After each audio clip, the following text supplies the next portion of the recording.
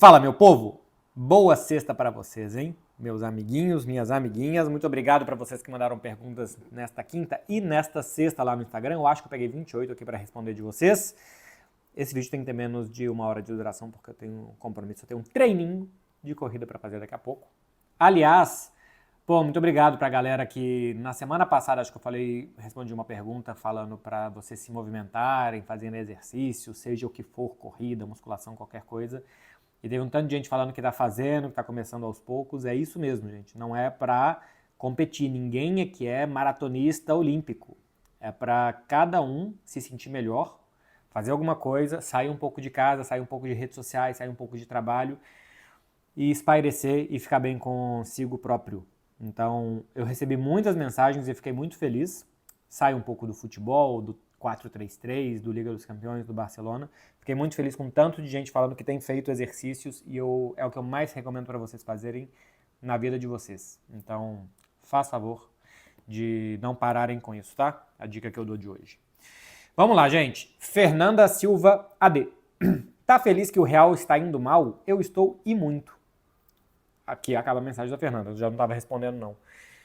Então, o Real está indo mal, é curioso, tem muitas perguntas hoje sobre o momento do Real Madrid. Eu acho que com essa daqui eu vou condensar quase tudo, mas tem muita gente falando que o Real Madrid tem chance de ficar sem título, que não está reconhecendo o Real Madrid, o que está acontecendo.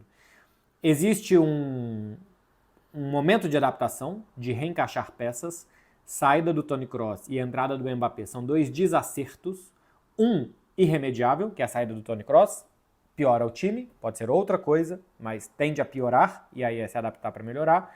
E outra é a entrada do Mbappé, que tende a melhorar o time, mas que é difícil que todos os mecanismos de onde que o Rodrigo vai jogar, onde que o Vinícius, o movimento do Bellingham, como que tudo isso vai se encaixar. 11 jogos e o Real Madrid só perdeu 1 na temporada. O Barcelona, por exemplo, em 11 perdeu 2.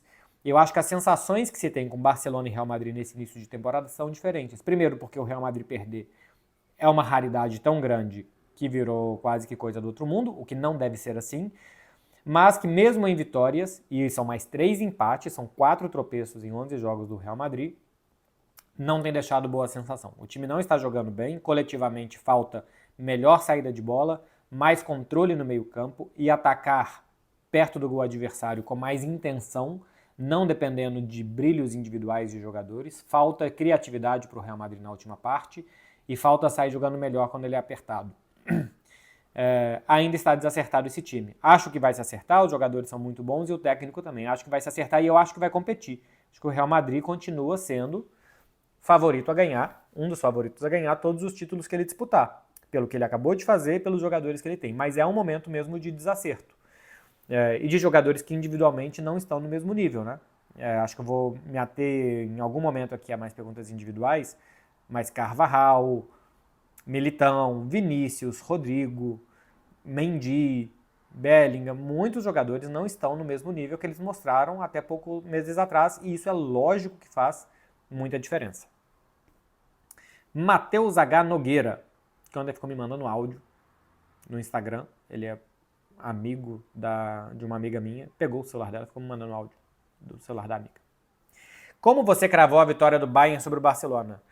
Já falei sobre isso algumas vezes, que assim, quando eu dou uma opinião, especialmente sobre o Barcelona, que eu acompanho mais de perto, e não só eu vejo as coisas no dia a dia, as notícias e tal, mas eu converso com muita gente do clube, muita gente próxima aos jogadores, normalmente essa opinião sobre o Barça vem junto dela com algumas sensações que eu tenho de dia a dia, de ambiente de clube e tal. E em 2020 eu sabia que o ambiente era muito ruim, que os treinamentos não eram bons, que o feeling do técnico que você tinha com os jogadores também não era. E eu tinha visto que uma semana antes o Bayern de Munique tinha feito 4-1 inapelável no Chelsea, no jogo de volta das oitavas de final. Então eu achava que, assim, eu achava que seria um jogo fácil para o Bayern. O Barcelona vinha de perder da Roma, de perder do Liverpool, mas eu não achava que seria um 8. Eu achava que seria um jogo de uns 3 gols de diferença e que rapidamente o Bayern conseguiria essa vantagem. Foi muito mais do que eu esperava, acho que foi muito mais do que todo mundo esperava. O Bayern e o Barcelona também assim, foi se desfazendo no meio do jogo, né? O jogo chegou a estar 4-2 no início do segundo tempo, mas o Barcelona foi se descompondo no meio do jogo. Mas foi por conhecer como era o ambiente do Barcelona naquele momento. Gabriel.med. Qual o motivo dos jogadores terem atuações abaixo na seleção em relação aos clubes. Essa pergunta, Gabriel Medi, será tema de Fred Beckler Explicam da semana que vem, da próxima terça-feira. Nós pegamos essa pergunta e transformamos no tema do programa, porque vale explicar com mais calma, mostrar número dos jogadores, mostrar um pouco mais de contexto e também, fora de contexto, sobre essa questão dos jogadores da seleção brasileira. Então, terça-feira você vai ter 40 minutos de resposta sobre isso, porque já gravamos o vídeo. De uma forma muito reduzida, eu acho que a seleção brasileira não tem um esquema de jogo, não tem uma proposta de jogo. Então, o que ela faz é colocar os supostos melhores jogadores nas suas posições, eu acho que basicamente são os melhores jogadores ali, e torcer para dar certo. Mas às vezes, quando você sabe o que você quer fazer dentro de campo, talvez você tenha jogadores melhores para o que você quer fazer em relação a ele ser um melhor jogador de futebol. E aí a seleção teria que ser escalada, montada, treinada de uma forma diferente. Não acho que é isso que acontece. O meu mini resumo é esse, mas terça-feira tem Fred Beckler Explicam às 11 da manhã no canal da TNT. Para quem não sabe, é um programa que eu tenho com o Fred Caldeira já há quase 2 temporadas. E a gente vai trazer esse tema para você. Bruno Henrique J. Quão popular é o futsal em Barcelona? Há um apoio da torcida ou é muito nichado? É muito nichado. O Barcelona é muito bom nas sessões, né? Que é como a gente chama o esporte olímpico, o esporte especializado, é que eles chamam de sessões. Então, o handball, o futsal e outras modalidades, o Barcelona é muito forte. O Barcelona ganha quase sempre as ligas, no hóquei também, hóquei sobre patins. O Barcelona ganha quase sempre as ligas, muitas vezes a Champions nesses esportes também. É uma referência europeia o Barcelona nesses esportes, mas o que é muito forte aqui mesmo, assim, que chama muita atenção de torcida e que gera crise, que gera muito investimento, é o futebol, o masculino e agora também o feminino, e o basquete. São as 3 áreas mais importantes do ponto de vista de relevância para o público e para o sócio do Barcelona. É o futebol masculino, o basquete e depois o futebol feminino. Acho que são os mais importantes e tal, mas o Barcelona muitas vezes tem os melhores jogadores do mundo, tá cheio de brasileiro, o Ferrão até pouco tempo jogava aqui. Então é importante para um nicho de futsal. Pedro Gontijo M. Após a renovação ao fim da temporada, demitiria o Ten Hag agora? Então, a questão é que acho que a renovação com ele foi exagerada. Não teria renovado, teria trocado, porque depois de... Já foi a 3ª temporada dele, ou a 2ª, não lembro, acho que já foi... Essa está sendo a 3ª, né? Não foi boa. Não, ele chegou... Bom, é a 3ª temporada. Tinha sido 3 temporadas, né? Essa já vai para mais uma. Manchester United, eu acho que falhou por muito tempo em não dar sequência, não ter um norte. Não ter um norte. Não dar sequência, não, porque os outros técnicos também acho que não mereceram tantas sequências. Não ter um norte esportivo. E o Manchester United agora aposta no Ten Hag, apostando em instabilidade e um norte esportivo. Só que eu acho que aposta com a peça errada. Acho que não é o Ten Hag que vai dar competitividade ao Manchester United e que o time esteja dando passos à frente. Tinha uma outra pergunta que eu não selecionei aqui, porque eu não achei ela, eu vi ela em algum momento do dia, eu não estava pronto ali para dar um print screen e salvar, e depois eu perdi, que era o que aconteceu com o Manchester United e o Milan. 2 clubes imensos e a fase que estão. São situações diferentes.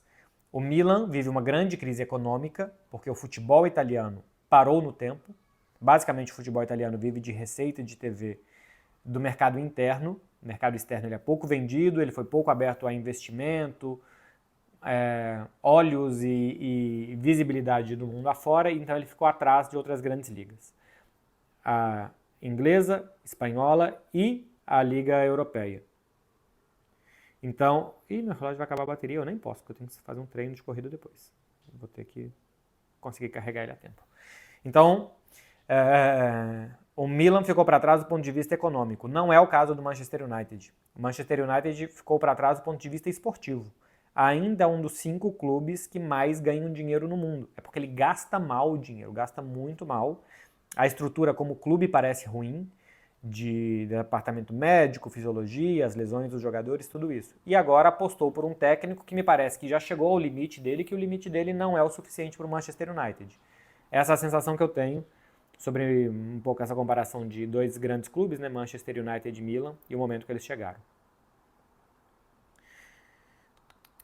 Davi, Barros 17. Acho que tem algumas perguntas do Davi aqui, porque ele mandou boas perguntas. O futebol carece de mais times soberanos, visto que Real Madrid e Manchester City comandam as competições? Não, acho que aqui você está confundindo e usando palavras erradas, Davi. Precisa de menos times soberanos, né? Precisa de menos Real Madrid na Europa e menos, porque o Real Madrid não domina o futebol espanhol. Cristiano Ronaldo ganhou 2 La Ligas em uma década de futebol espanhol, 9 anos, 2 só. E ainda assim, se a gente for pegar aí nos últimos 4 anos, o Barcelona ganhou uma, o Atlético de Madrid ganhou uma e o Real Madrid ganhou 2. O Real Madrid ganha mais La Liga que os outros, é o maior vencedor, mas a questão é que é o Real Madrid Champions, que tem ganhado muito. Chegou a passar 30 anos sem ganhar, mais de 30 anos sem ganhar, entre os anos 60 e os anos 90, e depois chegou a passar mais de 10 anos sem ganhar de novo. Muito tempo sem passar das oitavas de final. Neste momento, o time está indo muito bem nas competições europeias. E o Manchester City no mercado interno, principalmente. Então, o que a gente precisa é de menos. Menos domínio do Manchester City na Premier League, menos domínio do Real Madrid na Europa. O resto é dividido. Bayern de Munique e Paris Saint-Germain vivem situações diferentes nos seus países pelo grande orçamento muito maior que os outros que têm e a capacidade de ganhar quase sempre. Mas a gente precisa de times menos soberanos e não mais soberanos. Se tiver muito time soberano, ninguém é soberano, né? Porque aí vai ter alternância de times ganhando. jvit.or011. Gavi voltando 100% saudável e sem trauma, acha que ele é a peça para esse estilo de jogo de pressão? Acho sim. Ele encaixa muito bem nos conceitos de Hans Flick, de pressionar e também ter técnica para jogar, né? Mas assim, o Barcelona morde muito e sem parar durante 90 minutos. Isso sim. A questão é como encaixar. Por incrível que pareça, daqui a pouco o Barcelona vai ter muito bom jogador para poucas vagas. Porque se todo mundo estiver saudável, e tomara que esteja, Frenkie de Jong, Gavi, Pedri e já vou somar Marc Casador porque já está merecendo ser somado e colocado ali como um cara que vai brigar por posição entre os 2 primeiros das vagas de meio-campistas, né, mais recuados. E depois, um pouco mais à frente, Dani Olmo, Firmin e aí Rafinha, mas o Rafinha pelo lado do campo se encaixa bem esses dois por uma posição no meio. Então a gente vai ter 3 jogadores para 2 vagas de volantes, por assim dizer, e um jogador para esse meia centralizado, que pode ser Firmino ou Dani Olmo, e que a gente até viu agora nos últimos jogos com o Rafinha menos centralizado, né? Tenho achado mais o Barcelona atacando com Lamine e Rafinha pela direita, Lewandowski encaixado como atacante centro entre os 2 zagueiros, e o Ferran quase que como um 10, um ponta esquerda muito centralizado, e o lado do campo todo para o Baldé. É quase uma linha de 4 atrás do Lewandowski. Lá elezinho. Então, enfim, só para pontuar essa questão do 4-2-3-1, nos últimos jogos tem me parecido um 4-3-3 meio tortinho, com um volante um pouco mais recuado, uma escadinha para um segundo e uma terceira para o outro jogador de meio campo. Falando sobre o Gavi, o normal é que jogue Frenkie de Jong em uma posição de volante lateralizado e a outra pode ser Gavi ou Pedri ou Marc Casador. E o Pedri também pode jogar mais à frente com Firmin, Dani Olmo. Então, sim, ele pode ser. Tem muitos bons jogadores para essa posição e tem que ver quem é que vai jogar. Como a temporada é muito longa, o certo é eles irem fazendo rotações. Cada dia joga um, cada dia joga outro, por conta de lesões, suspensões e para não desgastar tanto o elenco. Mas sim, ele vai ser uma peça muito importante nesse estilo de jogo. Matheus Medomo. Fala, MB. O falso 9 ainda é eficiente como 10 anos atrás ou já está manjado? Eu acho que o falso 9 ele foi muito eficiente com o Messi, porque era o Messi, né? Então, assim, o Barcelona tinha um atacante no meio da área com oportunismo e capacidade de finalização, como o Messi. Quando ele saía da área, ele tinha capacidade de armar o jogo com os meio-campistas como um camisa 10 clássico, porque era o Messi. E quando ele precisava arrancar no meio dos zagueiros, ele arrancava meio que como um ponta, um jogador driblador, porque era o Messi. Ele era tudo. Então deu muito certo com ele. Outros times tiveram sucesso com o falso 9, mas não tanto como aquele Barcelona do Guardiola. A seleção da Espanha chegou a jogar algumas vezes com Fábregas como um falso 9 e tal. Na Copa do Mundo, em algum momento saiu o Ferran, jogou o Davi Villa, mas também um pouco mais móvel por ali, Copa do Mundo de 2010. Então a questão não é o esquema ter ficado manjado, não. A questão é não ter um cara que marcou essa posição na última década, como foi o Messi. Se aparecer outro Messi, qual é o melhor lugar para colocar ele quando ele tiver 25 anos? Talvez nessa posição. Depois ele também se encontrou com um 9, né, como o Luis Suárez e tal. Mas talvez nessa posição de novo. Ah, mas vai ficar manjado para marcar e tal? Cara, talvez não. Na temporada passada, o Real Madrid contra Manchester City e Bayern começou os jogos sem um 9 com Rodrigo e Vinícius se revezando por ali, e deu muito certo. O gol do Real Madrid contra o Bayern de Munique é o Vini fazendo, naquele jogo de ida, né? É o Vini fazendo um movimento de falso 9. Contra o Manchester City, a mesma coisa. No jogo do Santiago Bernabéu, é um movimento que o Vinícius faz para puxar a marcação e enfiar a bola para o Rodrigo. Então a questão é característica de jogador e de time, e não posicionamento manjado, na minha opinião. KBZSZY. Deve ser o Chesney, meio maquiado aqui. Será que se fizermos uma vaquinha, o Laporta manda o Ferran embora? Eu não queria pegar essa pergunta, ela tá bem desrespeitosa, e eu gosto mais de perguntas, né, um pouco mais corretas, nesse sentido, mas eu também não achei uma outra que eu tinha visto hoje no início do dia, que era sobre Ferran e Ansu Fati. Se o Barcelona aposta por eles, quem mandou essa pergunta vai saber que mandou. Se o Barcelona aposta por eles porque ainda acha que dá certo ou porque eles não saem do time. Tem uma questão que os dois têm um salário muito alto, especialmente o Ansu Fati, tem um salário muito alto, então é muito difícil até de emprestar o Ansu Fati, que alguém pague parte do salário. Eu acho que a aposta por ele é porque ele ainda tem 21 anos, ele tem que se recuperar e tal, não conseguiu emprestar, ficou. Mas a intenção era emprestar. E o Ferran é porque ninguém quis comprar. Ou ninguém quis comprar ou ele não quis sair. Então, acaba ficando. Fez um contrato longo e tal, custou muito dinheiro, acaba ficando. Mas é mais por uma questão de mercado, não porque o Barcelona falou, não escutamos proposta para o Ferran Torres. É uma questão de mercado. Não veio ninguém para comprar e que o Ferran quisesse sair daqui. Então, acabou ficando por conta disso.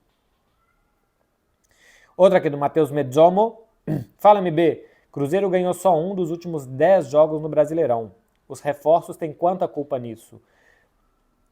Eu acho que, assim, eles têm alguma culpa de não ter chegado e jogado no nível que se esperava, especialmente os atacantes, Lautaro e Caio Jorge, não deram um impacto, uma mudança muito grande em relação, nem vou falar assim a Arthur Gomes, Veron, que já se tinha uma expectativa e que também rendem razoável, mas a Rafa Silva.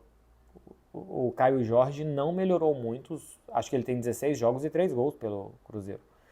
Ele não melhorou muito a produção do Rafa Silva, que era um atacante que ajudou o Cruzeiro na segunda divisão há 2 anos, e que agora estava ajudando aí na primeira e estava fazendo uns golzinhos aqui e ali. Então, especialmente os atacantes, eu acho que a entrada do Wallace também deu uma piorada no time, porque eu gostava do meio campo com Romero, Lucas Silva e Barreal. Quando mudou isso, até a entrada do Matheus Henrique também deu assim uma mexida num ambiente que estava funcionando, num esquema e num coletivo que estava funcionando. Então acho que tem falta de adaptação. Teve mais alguém que perguntou e eu não selecionei qual posição o Cruzeiro precisa contratar. Esses jogadores precisam dar certo. Precisa montar um esquema, montar um time, alguma coisa para eles darem certo. Fernando Diniz ainda não conseguiu vencer, né? Quando ele foi contratado, eu falei, eu preferia o Fernando Diniz pro ano que vem. O que você precisa do Fernando Diniz para transformar jogadores. E eu acho que isso não se faz durante a temporada, especialmente em reta final. Então acho que o Cruzeiro precisava de um continuismo, que fosse tirar o Fernando Seabra, porque eu acho que o time estava piorando com ele. Mas eu acho que um interino, ou ficar com o Seabra, fica com o técnico, no final do ano se dá as notas, não se dá as notas no meio da temporada. Mas beleza, trocou. Só que eu não acho que o Fernando Diniz era para agora. Até pode, no próximo jogo já pode ganhar, daqui a pouco pode ganhar no mata-mata. Mas eu acho que era o Fernando Diniz para janeiro de 2025 e a partir daí trabalhar de uma forma mais autoral com os jogadores. No momento acho que precisava de mais de mudanças pontuais do que fazer uma revolução no time de futebol. O Caio Pinheiro. Existe algum tipo de comentário em relação às roupas do Condé? Aqui no Brasil talvez fosse criticado. Não, assim, existe comentário porque é engraçado, porque é divertido, porque é diferente.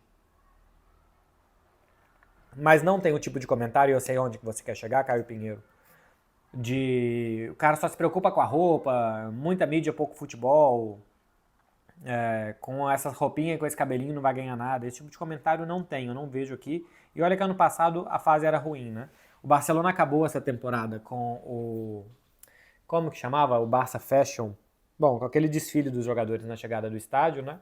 Hans Flick, alemão, todo mundo com a mesma roupa, todo mundo de uniforme, disciplina.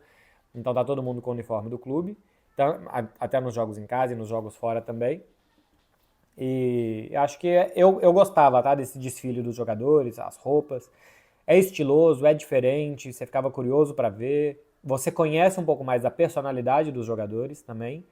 Uns jogadores um pouco mais sérios, mais elegantes, outros mais brincalhões, mais divertidos, mais ousados. Eu acho que também é legal ver essa personalidade diferente dos jogadores. Eu gostava muito. E outra coisa que gerava um bom engajamento de redes sociais.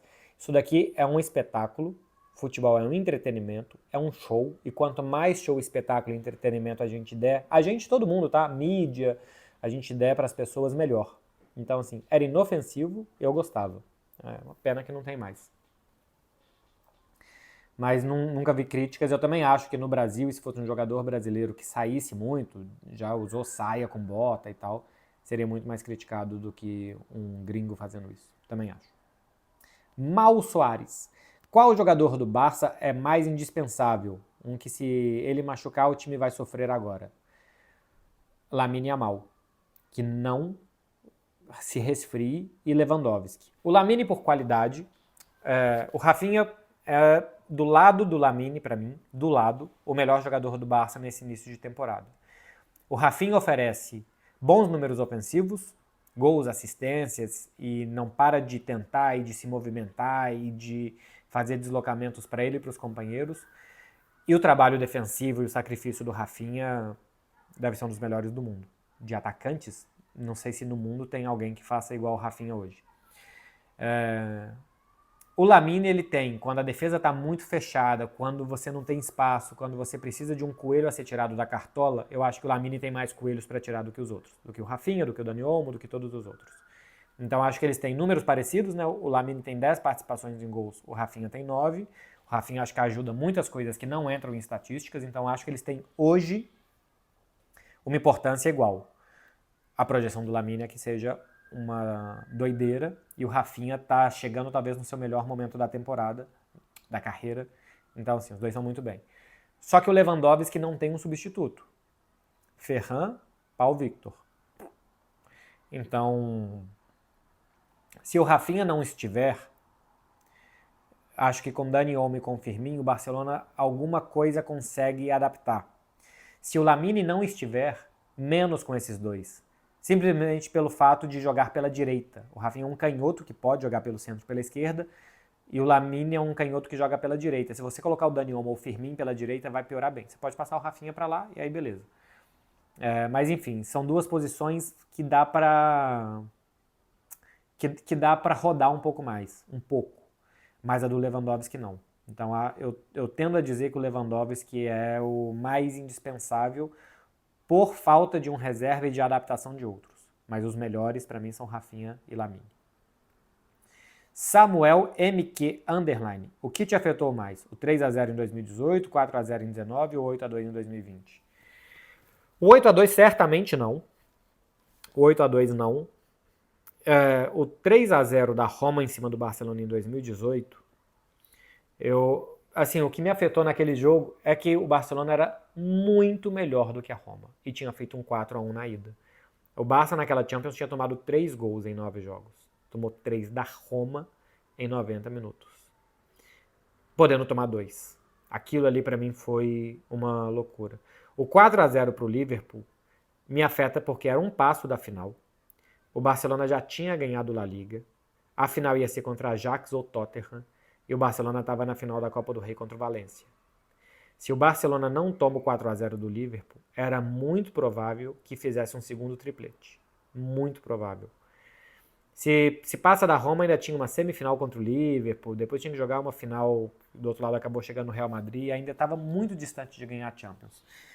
2019 era... Primeiro que já tinha sido avisado em 2018, então era já saber, né, que você tem que entrar num jogo desse com um nível de seriedade muito alto. E era o jogo pro triplete. Se ganha, assim, se toma um 2-0, um 4-1 do Liverpool e se classifica, Barcelona para mim ia ganhar mais um triplete. Então eu acho que é o de 2019. Agora, o Liverpool era muito bom time. O 3-0 da ida é meio enganoso. O Liverpool merecia alguma coisinha a mais, por mais que tenha aquele gol perdido pelo Dembélé. Mas acho que é o 4-0. A temporada que o Messi fez era de triplete, a de 2019. Merecia. Aires Lug, não acha que o Rafinha, pelo nível que está apresentando, deve ser incontestável na seleção? Não. Porque ele é muito bom. Muito bom. Rafinha, para mim, é o melhor jogador brasileiro do início da temporada europeia. Mas o Rodrigo também é muito bom. O Savinho também é muito bom. Daqui a pouco vem o Estevão aí, que também vai ser. Para mim, o melhor de todos é o Vini. Para mim, o Vini é o melhor jogador do mundo na última temporada. Não começou bem essa, é verdade. O Vini não está jogando o que ele joga. Mas o Vini, para mim, é mais incontestável. Todos os outros são muito bons e eles podem jogar na seleção dependendo do esquema que a seleção for jogar. Para mim, o problema da seleção não é nome de jogador. É o que esses caras vão fazer dentro de campo. Então, se a seleção brasileira tiver um esquema que seja melhor jogar com o Rodrigo por dentro e ter um pontinha direita muito driblador, como o Savinho ou como o Estevão, pode ser que o Rafinha fique de fora. Ou brigue com posição com o Rodrigo por dentro. E o Vini, para mim, é incontestável na esquerda. Então, acho que a seleção tem um incontestável, que é o Vinícius. Esse eu não abriria mão de insistir nele quanto fosse necessário. E todos os outros são bons o suficiente para jogarem. O Rafinha, para mim, é titular da seleção. Mas o mais importante é o esquema de jogo. E a partir daí, pode ser que jogue ele, pode ser que jogue outro, dependendo do que você quer fazer. Zuzarte01. Qual fone de ouvido usa para correr? Indica algum? Abraço. Eu não indico, eu uso o AirPod Pro, que é caro, é muito bom. Assim, eu tô falando que é caro, eu tô expondo que ele é caro, porque eu tô falando assim, ele é um fone de ouvido caro, mas eu acho que ele não seja um fone de ouvido de corrida. Até uso para correr. Mas outro dia eu falei aqui que numa maratona nem a bateria do fone de ouvido dura e tal, teve umas pessoas me mandando indicação de fone. Eu nem quero correr maratona, gente. Muito obrigado pela indicação, mas nem era a minha intenção. Então, para correr, acho que tem outros fones. Eu gosto do AirPod porque é fácil de interface com Apple e tal, de você dar 2 toques aqui, 1 toque ali, aumenta a música, diminui a música, vai para cá, vai para lá. E porque tem um noise cancelling, né? Tem um bloqueador de ruído externo que eu gosto muito. Fica mais aqui dentro de mim e não fica ouvindo as coisas fora. Mas a bateria deles, realmente, se você quer correr 4 horas, ela não vai durar. Então, assim, eu uso esse, porque também me ajuda em trabalho, em estádio faz muito barulho, então você ter ali um silêncio para você se concentrar no estúdio, na transmissão é bem melhor. Mas eu entendo que não é o fone mais adequado para corrida. Então, para corrida, acho que tem outros melhores. Davi.ouvei. Inter voltou a jogar futebol. Manter o Roger para o ano que vem é o correto? É o correto, sim.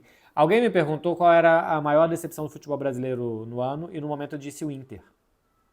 Eu acho que era mesmo, assim. As eliminações de Copa do Brasil e de Libertadores foram ruins, assim, né? Foi com mau futebol do Inter, vinha mal no Campeonato Brasileiro. Eu sabia que tinha jogos atrasados, mas ele ganhou todos esses jogos atrasados e está jogando bem mesmo internacional nesse momento.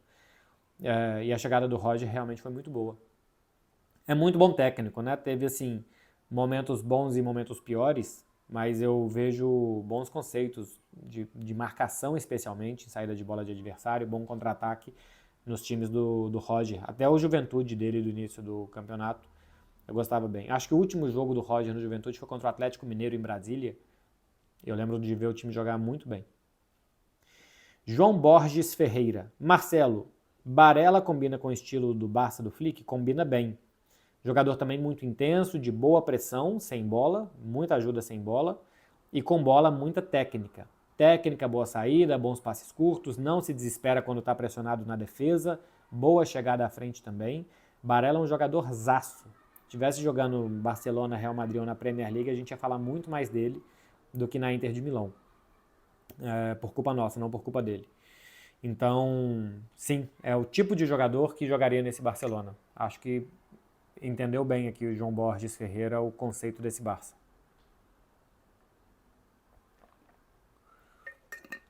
Raul Iscustódio.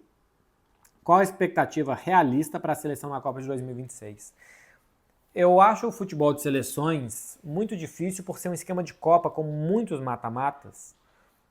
Um bom mês, às vezes, é o suficiente. Para mim, a expectativa da seleção brasileira sempre é ganhar. A seleção brasileira tem jogadores o suficiente para ganhar a Copa do Mundo. Hoje tem time suficiente para ganhar? Time, não. O time da seleção brasileira hoje é ruim. A equipe é ruim, mas os jogadores são bons o suficiente para ganhar. Ah, e a gente precisa de 4 anos para fazer um time de futebol? Não, às vezes dá para fazer bem mais rápido. Às vezes dá para ter encaixe. O futebol tem essas coisas. Às vezes dá para encaixar muito rápido mesmo. Marrocos mudou de técnico faltando 2 meses para a Copa do Mundo e jogou na semifinal. Jogando de um jeito que não serve para a seleção brasileira. Não dá para a seleção jogar daquele jeito que o Marrocos jogou, mas para Marrocos dá. E foi suficiente para chegar numa semifinal de Copa do Mundo. O ciclo é importante porque quanto melhor você joga nesses 4 anos, mais normal será que você jogue depois nesse último mês especial, né? Então, assim, é uma questão de coerência, lógica e construção. Quanto melhor você jogar durante 4 anos, mais normal será você ter um bom mês quando chegar a Copa do Mundo. Mas dá para fazer uma boa Copa do Mundo sem isso.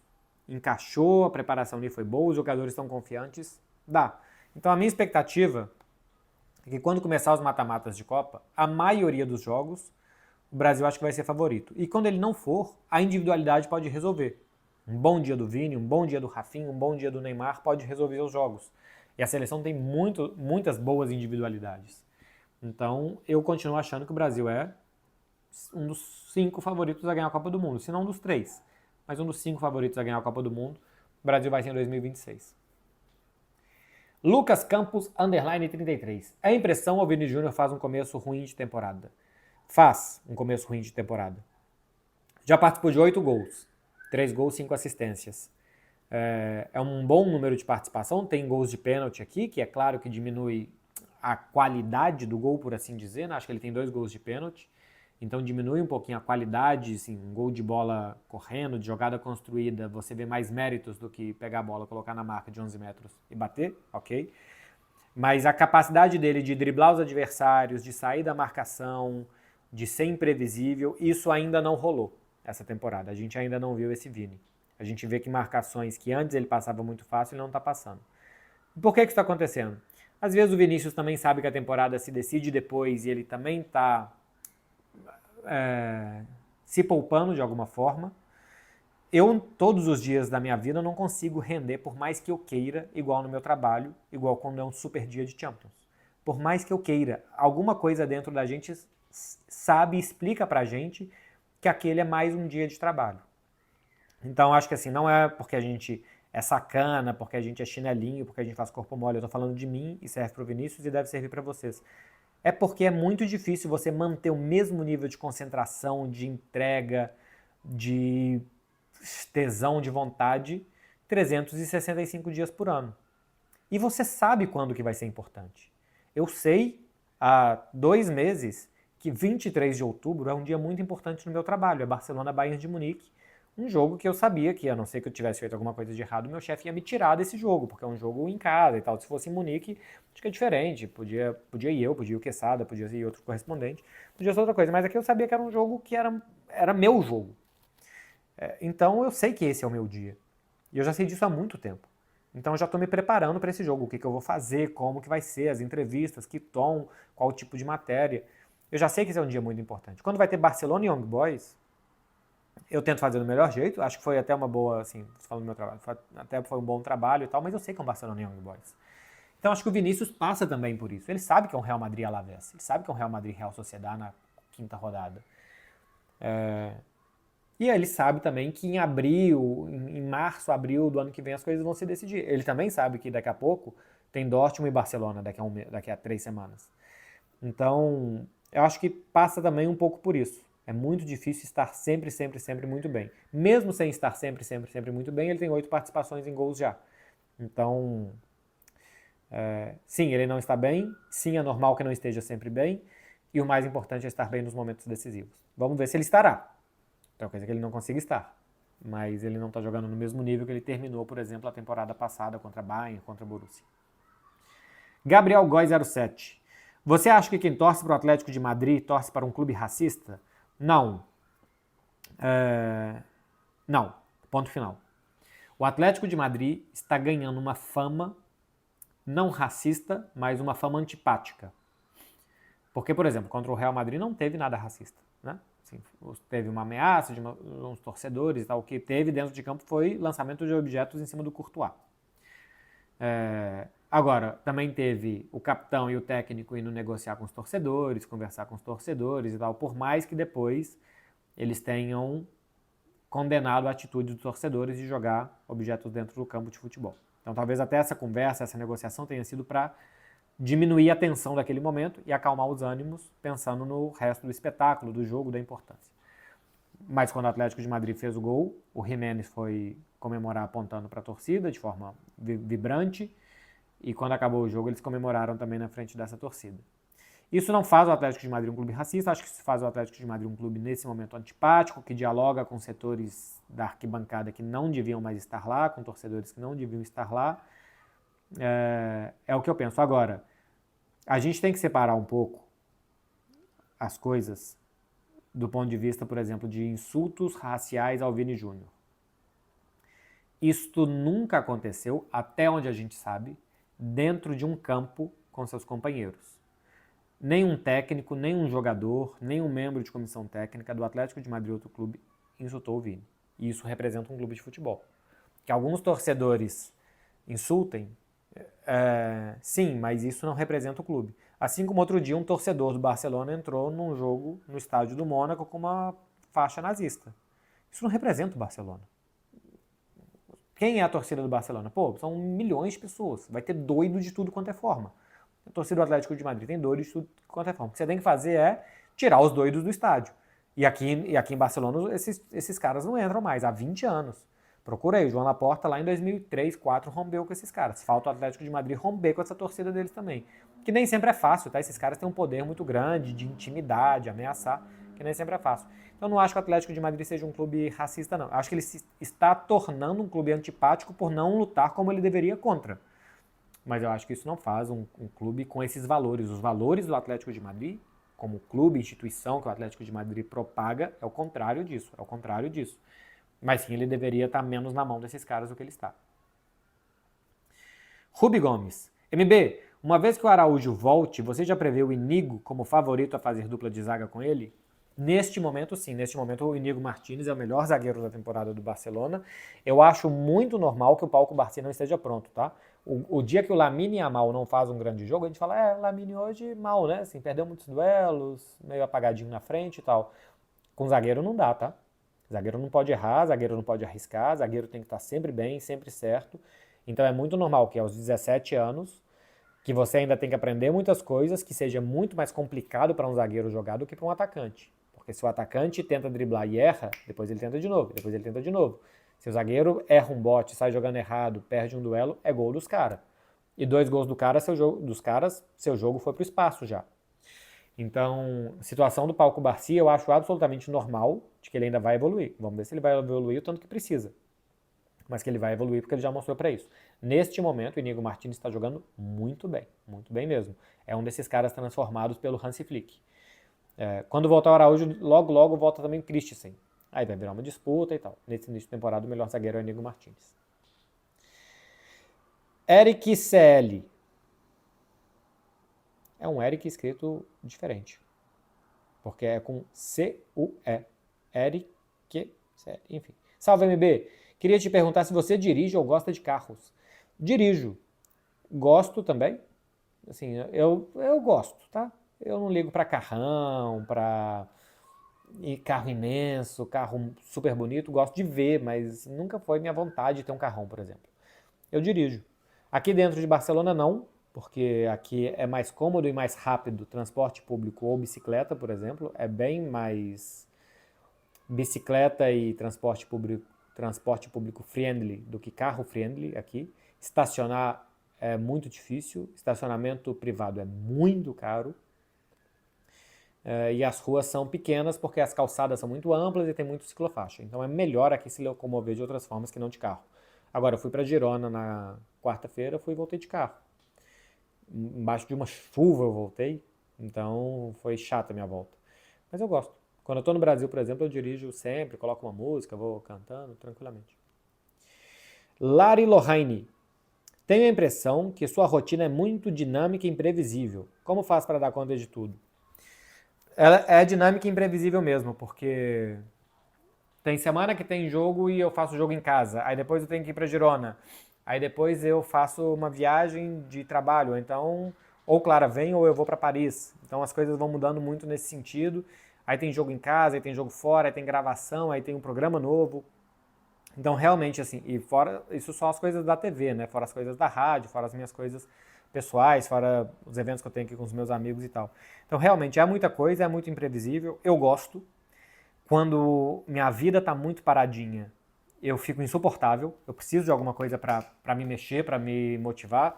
Eu gosto de brincar que eu fico sem propósito. Preciso de um propósito, eu preciso ter alguma coisa me perturbando para eu fazer. Então é assim que eu faço para dar conta de tudo. Eu preciso coisas, eu preciso de coisas. Agora, preciso de coisa boa, né? Preciso de coisa que me dá vontade de fazer, que me dá prazer de fazer. Não me manda fazer uma burocracia, porque eu enrolo o máximo de tempo que eu puder. Mas é assim. E tem dia que eu erro. Tem dia que eu acordo e falo, se eu fizer isso nessa hora, dá tempo. E às vezes não dá. E eu me programei mal. Hoje, por exemplo, meu dia tá tranquilinho. Tô gravando isso aqui 5h45 e tinha que estar gravando isso bem mais cedo. Aí eu tive Fred Beckler, eu tive que produzir, antes eu tinha ido malhar. Aí eu marquei uma corrida para 6 horas. Enfim, me organizei mal hoje. De vez em quando acontece, de eu me organizar mal e depois eu ter que sair correndo. Doris Borba. Te surpreendeu a nova Liga dos Campeões estar sendo tão boa ou já esperava? Eu tinha uma ideia de que seria legal. Tá bem mais legal do que eu achava. Tá bem mais legal. Semana que vem, como é data FIFA, fica um pouco mais parado. Eu quero me organizar, acabei de falar aqui que às vezes eu me organizo mal, mas eu quero me organizar para fazer alguns conteúdos um pouco diferentes para vocês, de vídeos não tão rápidos assim, tal, alguma coisa que eu explique melhor. E uma das coisas que eu quero falar são as minhas impressões dessa nova Champions. E o que um empate, uma vitória e tal pode causar, as mudanças que faz na classificação e tal. Então, me surpreendeu porque quando você começa a visualizar que pô, o time grande deixou ponto aqui, esse time médio está ganhando mais pontos do que deveria, você começa a pensar o que vai acontecer na 8ª rodada e está ficando muito interessante na minha cabeça. Então, me surpreendeu positivamente. David Alves 179. O quão grande para a carreira do Vini, ele colocou para a cadeira, mas eu imagino que seja para a carreira do Vini, é ele ganhar uma bola de ouro antes de Mbappé e Haaland. Nenhuma diferença, tá? Ganhar antes não faz nenhuma diferença. Faz diferença ganhar mais para a carreira. Porque a gente dá muita importância para os prêmios individuais? Sim, a gente dá muita importância. Mas a gente dá importância. Então o que a gente vai fazer? Parar de dar importância e tal? Não sei se isso vai acontecer, porque a cultura do futebol parece que não está caminhando nesse sentido. Então ganhar prêmios individuais é importante. Quando a gente vai falar de um jogador que foi muito bom, a gente fala, pô, Thierry Henry, jogou bola pra caramba, ganhou bola de ouro e tal. Pô, Messi é excelente, ganhou 8 bolas de ouro. A gente usa isso como um balizador. Então essas coisas são importantes. Então é importante para a carreira do Vini ganhar. Agora, ninguém daqui a 10 anos vai falar, pô, o Mbappé até pode ter ganhado 4, mas o Vini ganhou primeiro. Não. Daqui a pouco a gente vai falar, pô, o Mbappé ganhou 3 e o Vini ganhou 4. A carreira do Vini teve alguma coisa a mais que a carreira do Mbappé. Vai por aí, ganhar antes não muda nada.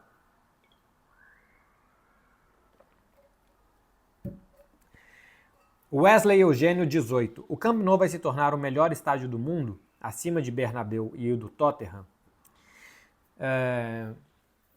Não sei. Vai ter coisas diferentes. Ele vai ser o maior da Europa, capacidade para 105 mil pessoas. O Camp Nou ele tem um conceito diferente. O Santiago Bernabéu ele é um prédio no meio de um bairro de Madrid. Do lado de uma avenida, a Avenida Castelhana, que é imensa, e é um prédio ali, numa área super nobre de Madrid. Então, quando você chega no Santiago Bernabéu, antes de você chegar, o que você faz? Você atravessa uma rua e você passa uma bilheteria e entra no estádio. É um prédio. O Camp Nou tem uma esplanada imensa, uma área de convivência, as pessoas ali em dia que não é jogo levam bola para lá para jogar, as pessoas sentam num café no estádio, ficam olhando para a fachada do estádio e tal. O Camp Nou tem uma área externa de convivência, lojas, cafés, restaurantes e tal, que eu acho muito legal mesmo, porque vira um estádio mais amplo, mais agradável de você passar um tempo ali. Você não passa um tempo no Santiago Bernabéu. Você entra no Santiago Bernabéu, assiste o show ou o jogo e vai embora. No Camp Nou, se você é um turista, se você gosta, se você é da cidade e gosta de ir lá, você vai lá, tomar um café, fica por ali, contempla o estádio. E essa parte, até entrar realmente no estádio, né, entrar no recinto onde vai ter um jogo de futebol, essa área é aberta ao público. Depois tem uma catraca e a partir daí tem que ter ingresso. Mas eu gosto muito desse conceito. E esse conceito também é vendável, né? Porque tem loja, porque tem café, porque tem um tanto de coisa que o Barcelona também lucra com isso. O do Tottenham eu nunca fui, tá no novo. Eu sei que ele é moderno e que ele é muito bom, mas eu nunca fui. Em questão de ganhar dinheiro e tal, o Real Madrid está explorando o Bernabéu muito para shows e eventos, o que o Barcelona acho que não fará tanto, não vai ser um estádio tão moderno que o gramado vai para baixo, que depois ele vai para cima, que depois não sei o que. Acho que isso não vai acontecer. Então, nisso o Real Madrid, nisso o Santiago Bernabéu vai ser melhor que o Camp Nou. Agora, o Camp Nou tem 20 mil lugares a mais que o Santiago Bernabéu.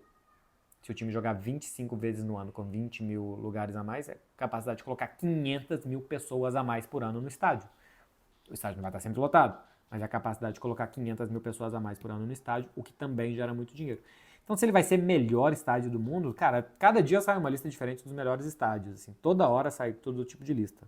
Não tem uma bola de ouro dos melhores estádios. Ele vai ser um dos grandes e grandes e grandes estádios. O Barcelona vai ganhar muito dinheiro com ele, assim como o Real Madrid ganha muito dinheiro com o seu. Eu tô nas últimas 5 perguntas. Leandro Versani. MB, qual a expectativa em Barcelona sobre os primos Fernandes? O Guile e o Tony Fernandes, né? 2 jovens de 16 anos que acabaram de fazer e que estão começando já a ficar no banco de reserva do time de cima. Quando os adultos voltarem, eles retornam ou para o time B ou para o Juvenil A, que assim, Juvenil B, aliás, que é o primeiro ano de juvenil ainda que eles teriam para fazer. A expectativa é muito grande, tá? De meio-campistas técnicos, de muito jogo, de muita construção de jogo, capacidade de chegar na frente, fazer gol também. Tem expectativa de que eles possam um dia chegar ao time profissional, o que é uma boa expectativa. Então aqui existe uma expectativa grande com eles. Vamos ver daqui a uns 2, 3 anos se eles conseguem chegar no time de cima. Temos aqui do Luiz ou Gustavo. E Jesus Cristo? Quem ele é para você? Eu acho que é um personagem, né? Assim, uma pessoa muito importante. Eu não sou religioso. Eu acredito que Jesus existiu e tal, acredito. Não nego Jesus Cristo. Mas não é algo que toque meu coração. Acho que os valores da gente ser uma boa pessoa, da gente ser caridoso, da gente ajudar o próximo, da gente respeitar, da gente não fazer com o outro que a gente não gostaria que ele fizesse com a gente, isso a gente não precisa de religião para ensinar. Que é bom ter fé? Acho que sim, eu até gostaria de ter mais do que eu tenho. Então eu não compro o discurso das religiões, eu não me encaixo, eu não me sinto confortável com os discursos que as religiões oferecem. Até porque eu acho que tem discursos que são antigos já, assim, são de um outro mundo que eu não vivo nesse mundo. Então eu não sou religioso, então Jesus Cristo não representa tanto assim para mim. Mas, como eu sempre disse 1 milhão de vezes, total respeito a como cada um vive a sua própria fé. Melo.0. Mark Gil teria espaço nesse Barcelona? Teria, como reserva do Lewandowski. Para mim ele seria, ele ou o Vitor Roque, o reserva do Lewandowski essa temporada. Ele já estava inscrito, ele é da casa, mais adaptado. Acho que ele já estaria jogando mais minutos aqui do que no Chelsea. Para desenvolver a sua carreira aqui e tal. Acho que a saída dele foi muito ruim, tá? Mas foi ganhar muito mais dinheiro, o Chelsea oferecia muito mais e tal. Para não jogar aqui, não jogar lá, pelo menos lá ele não joga ganhando muito mais que aqui. Talvez ele possa ter pensado nisso também. Alex Zac 2. Fala, MB, a atitude do Roque contra o Espanhol pegou muito mal aí? Aí ele me dá um soco e depois mostra a sua força com o braço fazendo assim. Para quem não viu, até comentei disso no Café com Beckler na segunda-feira. Acho que foi, né? O Vitor Roque fazendo aquele gesto de querer ver assim atrás da camisa do cara para falar quem que é você, o jogador do Espanhol. Pegou muito mal. Eu avaliei também de uma forma muito negativa. Acho que o Vitor Roque errou muito feio fazendo isso. E aqui pegou mal. Por quê? Porque agora jogou contra o Legia Varsóvia, acho. Perdeu o Betis 1-0, Conference League. Muitas críticas ao Vitor Roque. Não vi o jogo, parece que ele jogou mal mesmo, assim, vi as estatísticas, tocou pouco na bola, tocou 9 vezes na bola em 57 minutos, mas eu não vi o jogo, às vezes a culpa foi do Betis, mas agora ele começa a ser criticado, porque olha só, pô, não é o cara, não é o foda, não é o não sei o que e tal, pô, e aí então, quando joga contra o Legia Varsóvia? Foi algo que ele cavou pra ele. Acho que daqui a pouco vão esquecer, tá? Assim, tem 4 dias que isso aconteceu contra o Espanhol, então na primeira eles iam pegar no pé dele, mas se você entrar nas redes sociais aqui, você vê todo torcedor falando isso do Vitor Roque nos posts que ele está relacionado. Ele procurou. Era bem dispensável o que ele fez com o jogador do Espanhol, uma falta de respeito com um colega de profissão, que deve ter provocado ele também antes e tal, mas enfim, ele não tem que entrar. E que ele causou um problema para ele. Que daqui a pouco eu acho que vai ser esquecido. Mas está começando a pegar mal essa prepotência de alguns brasileiros aqui. Que a gente viu o Endrick soltando a perna no adversário, que a gente viu o Vitor Roque fazendo isso, o Vinícius Júnior já é visto aqui como um jogador prepotente. Então, aqui estão questionando muito essa atitude dos jovens brasileiros que estão chegando aqui. Vamos ver se eles mudam, porque realmente acho que tem muita coisa. A entrada que o Endrick deu no cara do Alavés é criticável e é expulsável. O que o Vitor Roque fez contra o cara do Espanhol é criticável. E algumas das atitudes provocativas do Vini Júnior eu acho que também são. Especialmente quando sai do campo, né? Quando vai para criticar a torcida, se meter com a torcida do adversário, esse tipo de coisa. Acho que não é o papel dele. E aqui eles estão começando a juntar isso num bolo de os brasileiros jovens são problemáticos. Luiz, acho que é a última, hein? Luiz Viana 21. Olá, prefere lutar com 100 cavalos com o tamanho de um pato ou com um pato do tamanho de um cavalo? Ainda bem que é um pato do tamanho de um cavalo e não de 100 cavalos. Eu acho que eu prefiro um pato do tamanho de 100 cavalos. Não, do tamanho de um cavalo. Sabe por quê? 100 cavalos do tamanho de um pato, 100 cavalos desse tamanho, o cavalo é meio que um cachorro, né? O cavalo não faz nada, o cavalo fica ali. Nem morde, até morde, mas não é o forte dele. Então 100 cavalos assim é o volume, mas não faz um estrago muito grande, não tem muito punch 100 cavalos. Um pato gigante, ele pode causar um alvoroço no seu adversário muito grande, um medo de uma rajada de bosta imensa, ou uma asada, um pisão, uma bicada poderosa. Você imagina um bico do tamanho de um rosto de um cavalo? Poderosíssimo. Então eu prefiro ter um pato do tamanho de um cavalo. Porque o cavalo... O problema do cavalo é um bicho muito assustadiço. Cavalo é um bicho assustado. Cavalo é um bicho que se assusta muito fácil e coloca um cavalo em meio de confusão. Coloca cavalo onde tem foguete, onde tem bomba, onde tem muita gente gritando. O cavalo fica assustado. É um bicho muito forte e musculoso para ficar assustado como ele fica. Então a chance de você ser pisoteado por um cavalo, dele começar a dar um coice muito grande, dele te empinar para trás se você estiver em cima do cavalo também é perigoso. Eu não gosto de cavalo. Cavalo é um bicho grande demais para a quantidade de vezes que ele se assusta. Então eu tenho respeito, não tenho medo. Tenho respeito a cavalo e eu prefiro estar longe de cavalo. Não gosto. Agora, se o cavalo é pequenininho, e se ele pequenininho se assustar, não vai fazer nada. Não vai acontecer nada. Ainda que sejam 100. Então, eu iria para a guerra com o meu pato gigante, encheria o intestino dele, estimularia bem as funções intestinais dele antes do combate e deixaria o bico dele afiado também para uma necessidade. Meu povo, acabou, hein? Acabaram as perguntas, acabou o vídeo também, 53 minutos. Eu volto no domingo, pós Alavés Barcelona. Segunda-feira tem Café com Beckler também.